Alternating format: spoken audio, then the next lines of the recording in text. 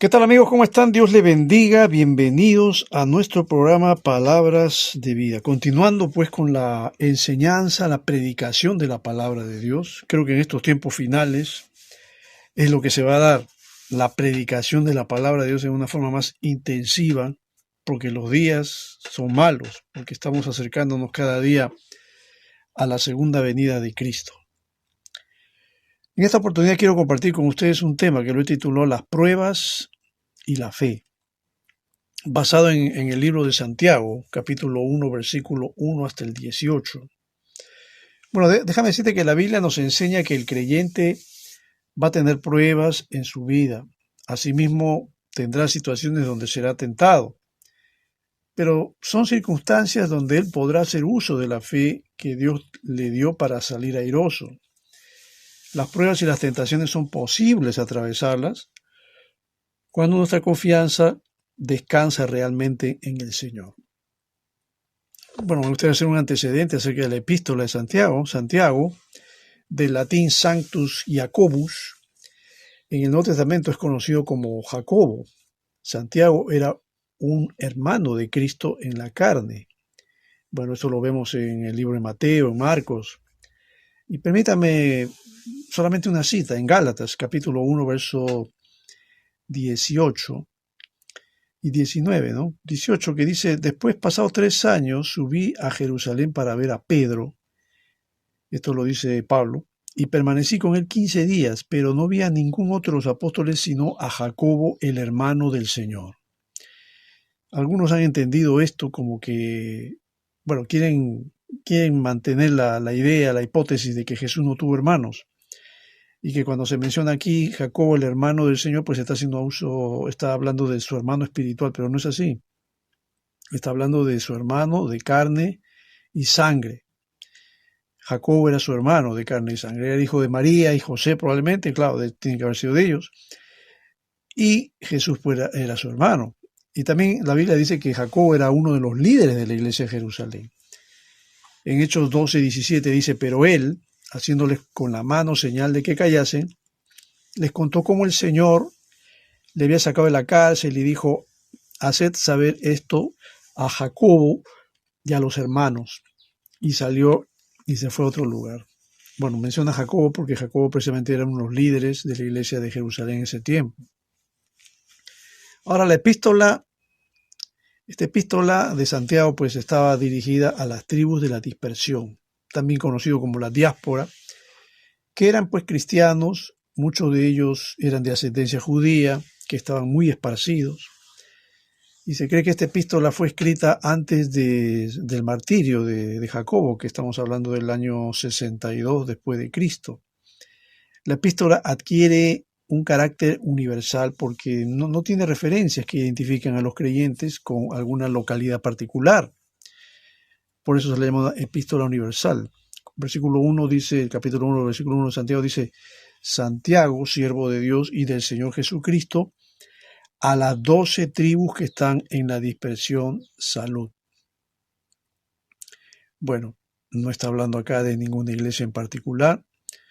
Como dije, la epístola estaba dirigida a las tribus de la dispersión, de la diáspora, que, bueno, eran cristianos y muchos de ellos eran de ascendencia judía, pero estaban dispersos en diferentes lugares del mundo antiguo.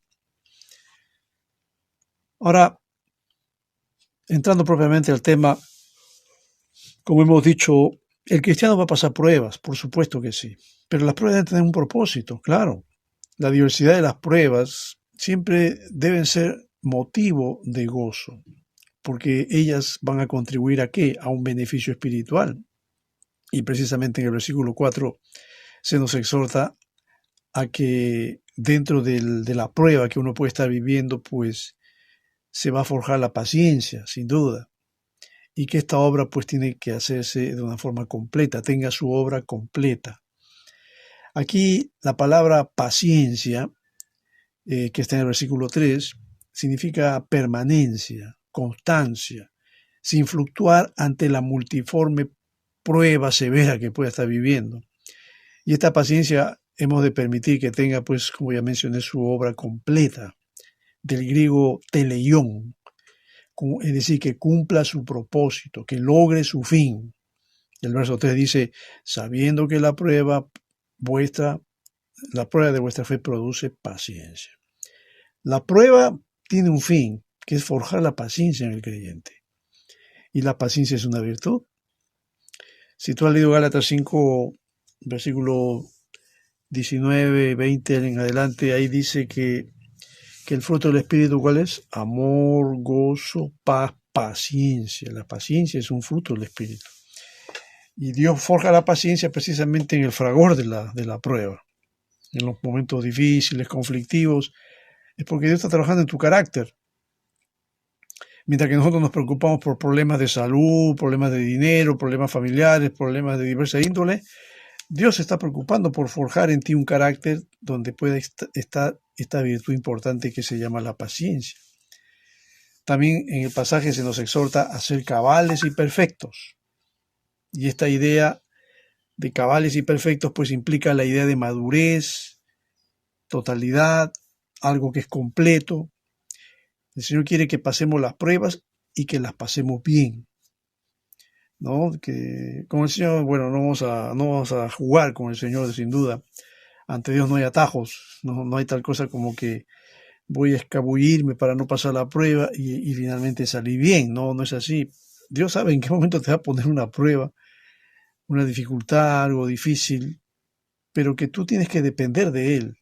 Y si Dios te llama a pasar la prueba, pues pásala y pásala bien. En el verso 5 en adelante, ahí vemos otra virtud, ¿no? Que es la sabiduría. La sabiduría, según lo que define el diccionario Webster, es la habilidad para juzgar con fundamento y tratar sagazmente con los datos, especialmente así como se relaciona con la vida, la conducta. También se le conoce como el discernimiento, el juicio, la discreción, la sagacidad. Estas cosas tienen que estar en el creyente. Dios quiere poner esto en tu vida, en mi vida. Ahora, si tenemos falta de la sabiduría, ¿qué tenemos que hacer? Pues simplemente solicitarla del cielo. En el verso 5 dice, si alguno de vosotros tiene falta de sabiduría, no vas a perder tu tiempo. Si tú vas a una iglesia, si crees que ahí la vas a adquirir, la sabiduría tienes que pedírsela a Dios. Claro que no estoy negando de que la iglesia también puede ser un ámbito donde vas a encontrar hombres sabios, hombres que van a modelar ante ti con su vida, su buen testimonio, y uno aprende también de eso. Pero acá dice, si alguno de vosotros tiene falta de sabiduría, pídala a Dios, el cual da a todos abundantemente y sin reproche, y le será dada. No tienes por qué sentirte mal al pedirle sabiduría, porque Dios quiere que se la pidas. Eso es lo que le pidió Salomón a Dios, ¿te acuerdas? Cuando Salomón pudo haberle pedido riqueza, fama, prestigio y todo eso. Pero él le pidió sabiduría para saber gobernar a su pueblo. Y esto le agradó a Dios. Y como añadidura, Dios le dio fama, poder, prestigio, riquezas. Tú te das cuenta que a Dios lo que menos le importa son las riquezas. A nosotros, los seres humanos, creo que eso es lo que más nos importa. Bueno, yo hablo de la gente que no tiene a Dios. El creyente creo que sabe manejar un poco este tema, pero a la gente que no tiene a Dios en su vida, lo que más les interesa es la riqueza. El dinero, no interesa si es mal habido, porque hay tanta delincuencia en las calles, porque la gente quiere dinero. Y la vida, pues para muchos no vale nada.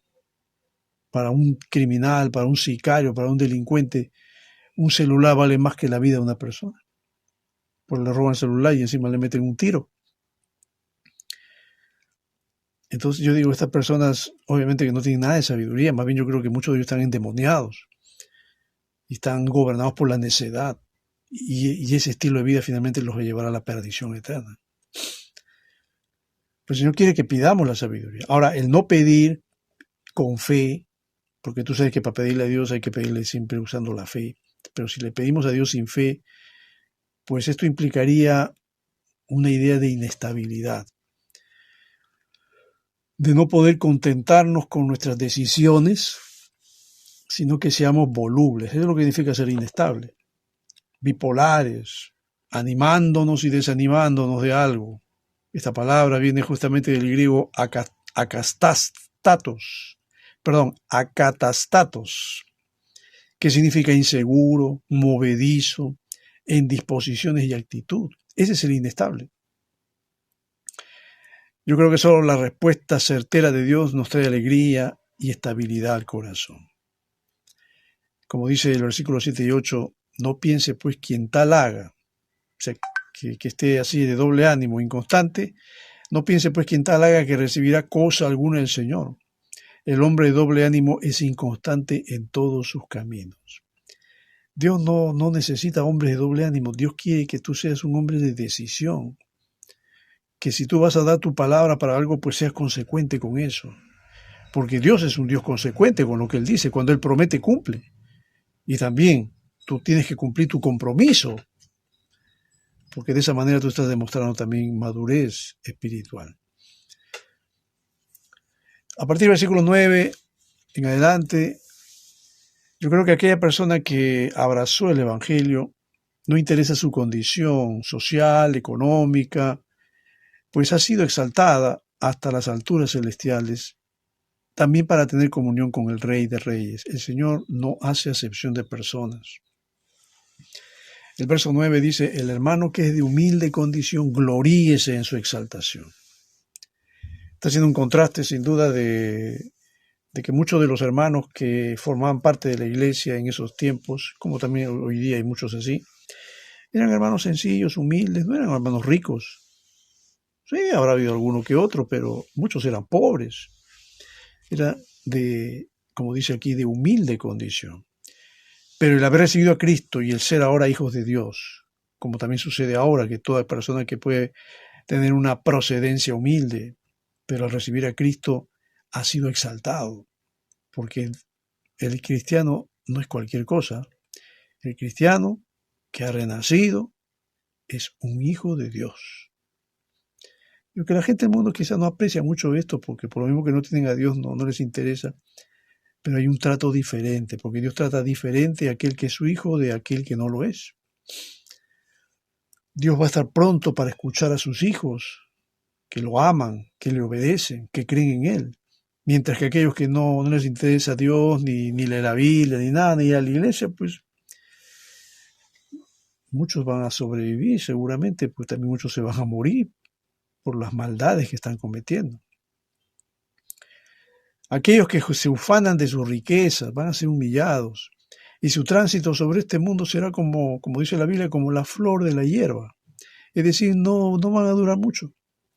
El rico que no confía en Dios, pues es porque está poniendo en sus riquezas, en sus empresas, su confianza. Pero como dice el versículo 10 y 11, pero el que es rico en su humillación. Está haciendo el contraste, ¿no? El que es pobre, glorifíquese en su exaltación o gloríese en su exaltación. Y continúa en el 10 cuando dice, pero el que es rico en su humillación. No estoy diciendo acá que todos los ricos Dios no los ve bien. No, estamos hablando de aquel que no cree en Dios, no pone en Dios su confianza, sino que la pone en sus riquezas, en sus empresas, en las cosas materiales.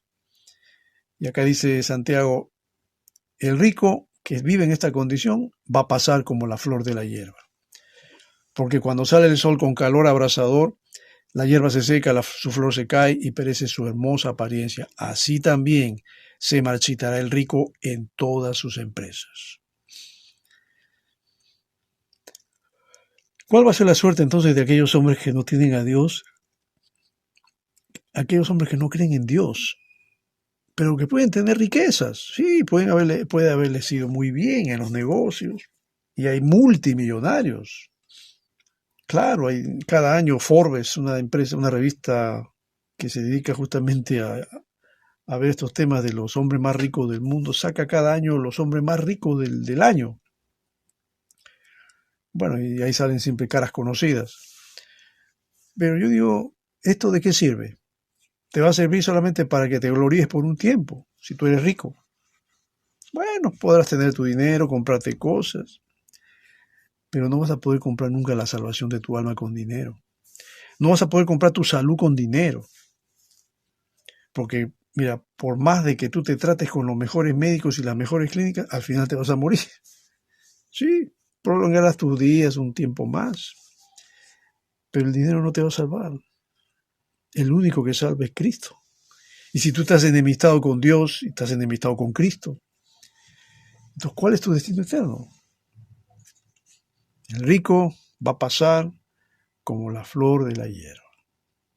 No quiero decir que solamente el rico. Yo pienso que todo hombre que no tiene a Dios, aunque no sea rico, aún el hombre pobre que no tiene a Dios en su vida, porque también hay gente que es pobre y no cree en Dios, va a tener la misma suerte, el mismo destino.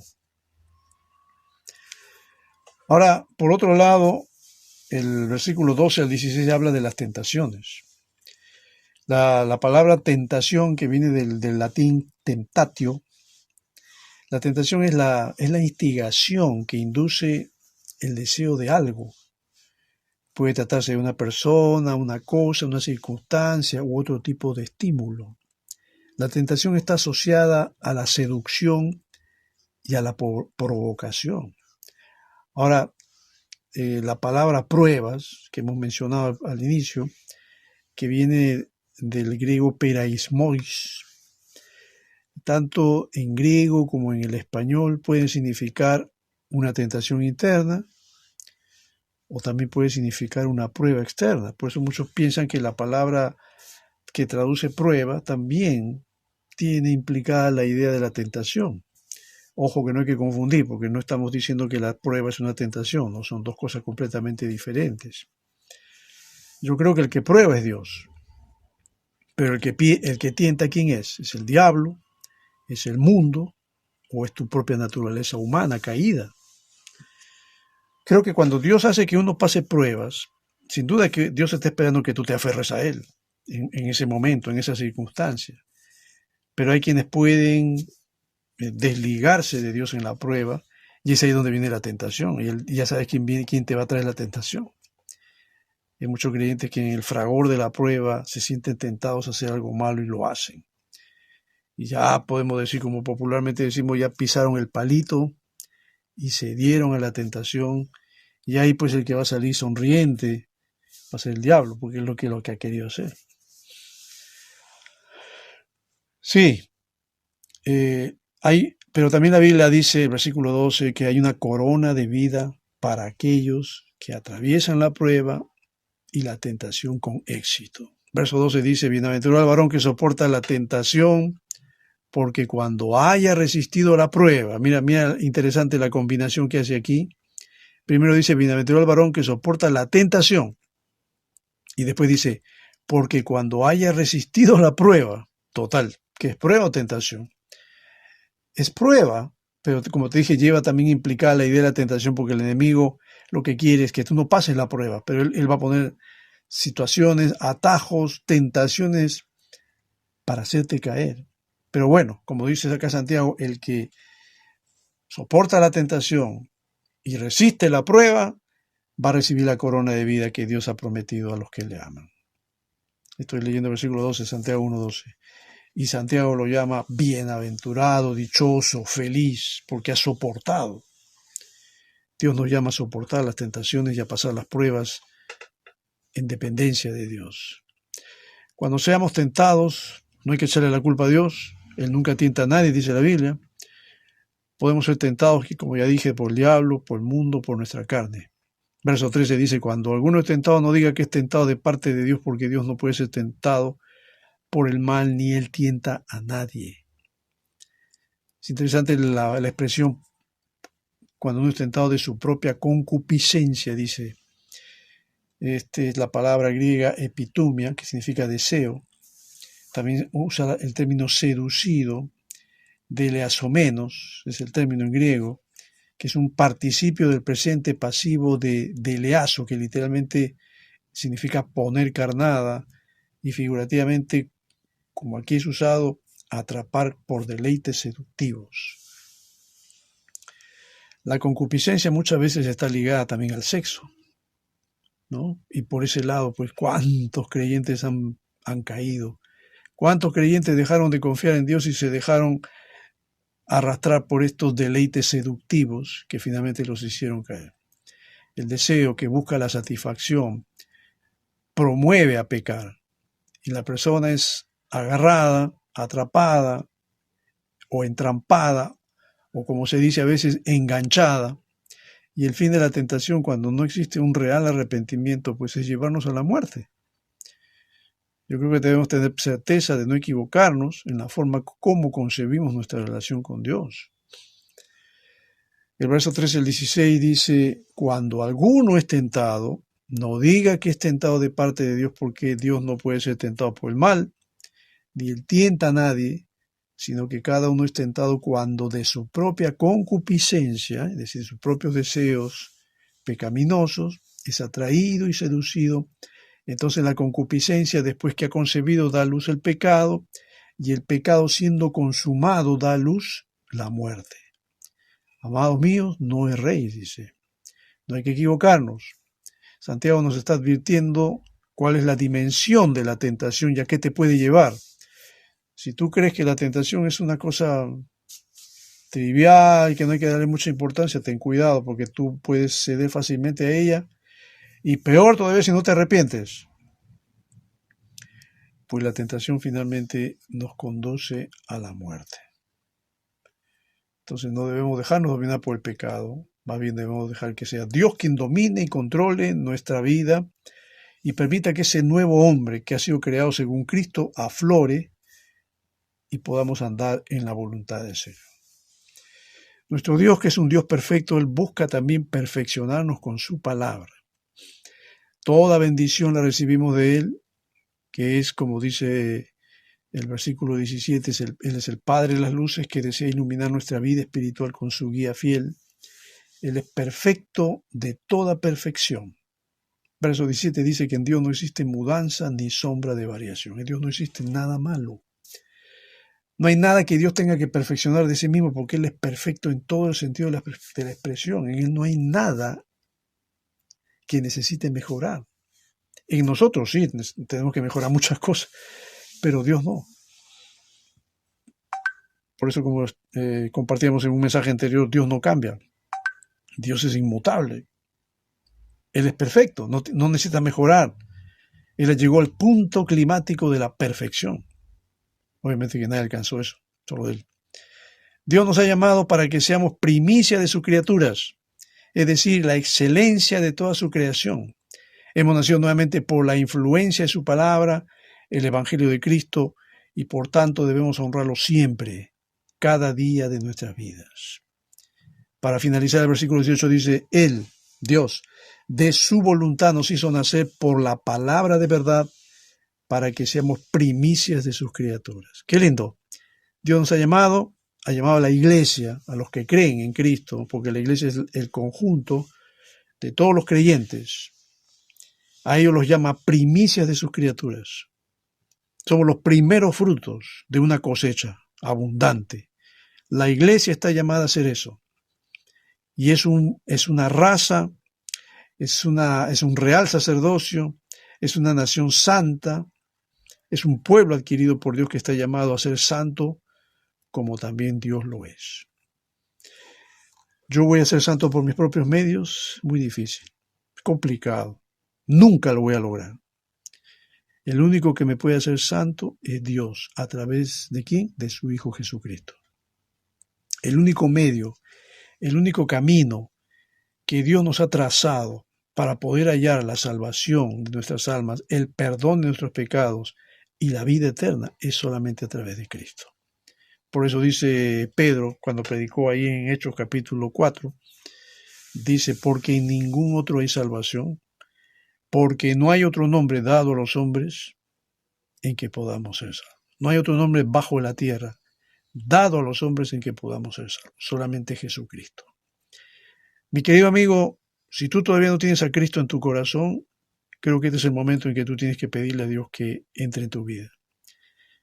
Tú necesitas arrepentirte de tus pecados, tú necesitas renunciar a esa vida que has llevado, una vida de pecado. Tienes que creer en Jesucristo. Obviamente que si Dios no toca tu corazón y tú mantienes tu resistencia, pues esta palabra seguramente no hará efecto en tu vida. Pero si en ti hay un ápice de querer cambiar y de ser sensible a la voz de Dios, entonces Dios mismo te va a enseñar el camino de la libertad verdadera. Porque Jesús dijo, conoceréis la verdad y la verdad os hará libres. Y la verdad es Jesús. Porque Él dijo, yo soy el camino, la verdad y la vida. Acude a Jesucristo. Entrega tu corazón a Cristo. Cree en el Señor Jesucristo para que puedas ser salvo tú, también tu casa, tu familia, por el testimonio tuyo, tus hijos, tu esposa, tus hermanos, tus padres, tu entorno. Ellos pueden ser influenciados con el Evangelio y todos ellos también pueden experimentar esta salvación tan grande y maravillosa que Dios nos da gratuitamente. La salvación de tu alma no te cuesta nada, ni un sol, ni un dólar, ni un bitcoin, nada. La salvación de tu alma es gratuita. A Dios le costó la vida de su Hijo. Cristo pagó con su sangre. Y a ti lo único que te corresponde hacer es simplemente creer en Jesucristo para ser salvo. Y espero que lo hagas.